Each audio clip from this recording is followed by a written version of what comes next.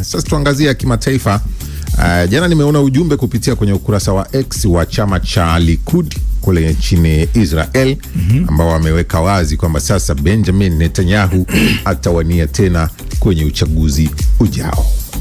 Chama cha Likud chenyewe kimetangaza kwa waziri mkuu huyo atagombea katika uchaguzi mkuu ujao wa nchi hiyo. Kauli hiyo imekuja wakati Israeli ikijiandaa kwa uchaguzi mkuu unaotarajiwa kufanyika mwezi Oktoba.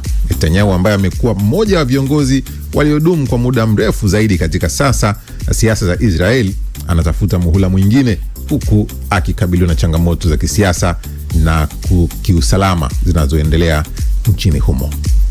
Netanyahu anagombea tena, ndio na kwamba inaonekana sasa maamuzi yanayofanya kama yanawaumiza Waisraeli kitu mwingine, hususan hii vita inaendelea. Lakini anaenda kuwashawishi tena wana Israeli. Ukiniuliza mimi, kwa kweli nasema ni uchaguzi utakao kuwa mgumu sana kwake. Na nafikiri ana nafasi ndogo sana kurudi ofisini. Ana nafasi ndogo sana. Ana nafasi ndogo ya kurudi ofisini. Kwa nini? Kulingana na ukiangalia na trend ya mambo ilivyo, kwa sababu mfumuko wa bei tunaozungumzia katika mataifa yote ya dunia uko pia Israeli.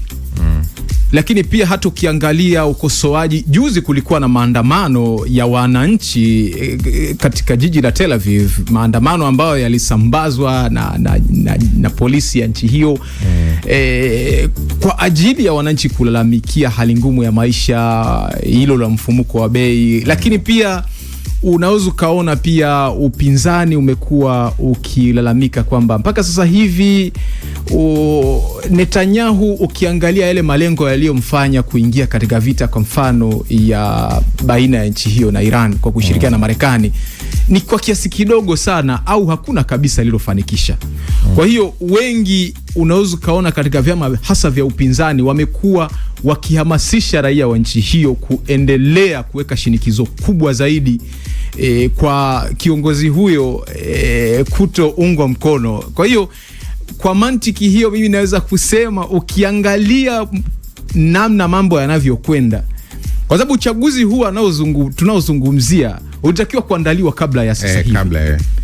Netanyahu alifanya makusudi kuchelewesha kwa sababu ya, lakini tutakumbuka pia kwamba Benjamin Netanyahu anakabiliwa na tuhuma za ufisadi na rushwa katika nchi hiyo, tuhuma ambazo zimeshindwa kufanyiwa kazi kwa sababu yeye yuko ofisini. Kwa mujibu wa sheria za nchi hiyo, waziri mkuu hawezi kuchunguzwa wakati huo akiwa ofisini. Na utakumbuka hata Rais Isaac Herzog mwaka jana, baada ya kuonekana kwamba sasa tuhuma zimekuwa nzito, Benjamin Netanyahu aliandika barua ya msamaha, lakini rais wa nchi hiyo akasema kwamba kuandika barua ya kuomba msamaha bado si kigezo cha tuhuma dhidi yako kuweza kufutwa.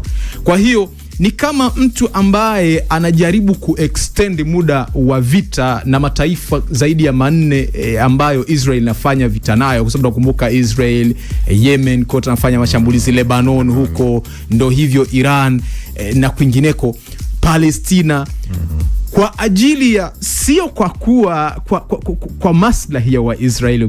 Unaweza kusema ni kama kutafuta kama kivuli cha kujifichia dhidi ya mashtaka yake, kwa sababu ili endelee kubaki hivi wakimaliza atashtakiwa. Lakini pia usisahau kwamba ukiacha kadhia hizo za ufisadi na rushwa katika nchi yake, hata ICC pia wanamtaka.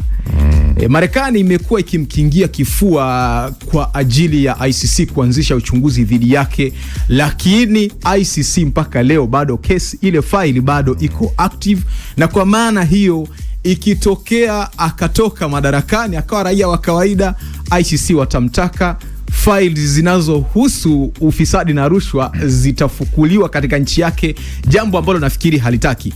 Sababu kwa maana hiyo ndio maana unaona analazimika kuendeleza vita hii ili kumbakisha madarakani. Kwa hiyo chama cha Likud ni kweli kinaweza kaa kimeazimia kwamba kweli katika uchaguzi huu atasimama katika nafasi hiyo kugombea muhula mwingine.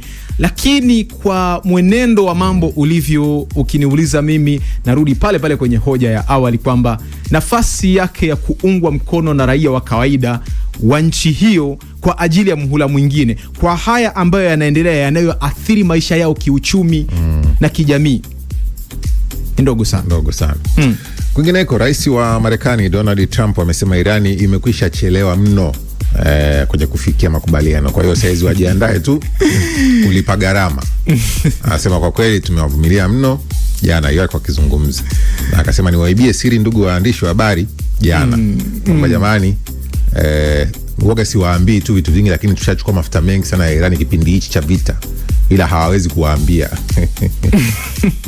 Anasema Irani ijiandae kulipa gharama kwa sababu wameshindwa kukubaliana kwa wakati, wamechelewa. Kwamba meli zaidi ya 100 zilipita mlango bahari wa Hormuz kwa msaada wa vikosi vya Marekani. Trump anasema mlango bahari ambao unadhibitiwa na Iran, na mpaka sasa hivi wamesha siti. Trump anasema hayo sasa. Unambishia rais wa Marekani. Nafikiri ni mwendelezo wa propaganda. Wengine wamefika mahali wanaanza kumwita mtengeneza maudhui wa kisiasa. Ni mwendelezo wa propaganda katika unajua kunakshi azma yake katika vita hii aliyoanzisha Februari 28. Lakini kwangu mimi ukiniuliza, nasema kadri muda unavyokwenda options au machaguo ya Marekani yanazidi kuwa finyu. Na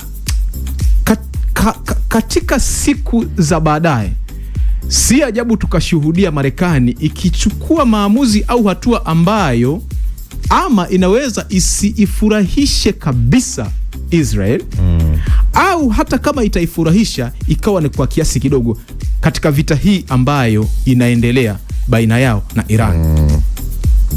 Asante kwa maoni yako unaotuandikia kupitia 0683802966. Gachagua ameshamalizwa kisiasa, achukue tu hiyo pesa ili maisha yaendelee. Kwani siku zote ushindani na mwenye mamlaka anaitwa Peter Zakaria yupo Bulegea Bunda Mara huko. Ameandika ujumbe wake. Habari na wasalimu sana kutokea hapo studio, yupo Singida. Asante sana pia. Huyu anasema jamani, wa Afrika tumeupeleka wapi tena undugu wetu? Mbona tuabaguana na sisi ni ndugu? Renatus Matem Moshi mjini yupo pale. Ameandika ujumbe wake. Waziri Mgaza kutoka Maramba Mkinga Tanga huko, sema tuko pamoja, Mungu awatangulie katika kutupa habari njema za ukweli. Asante kwa ujumbe wako pia.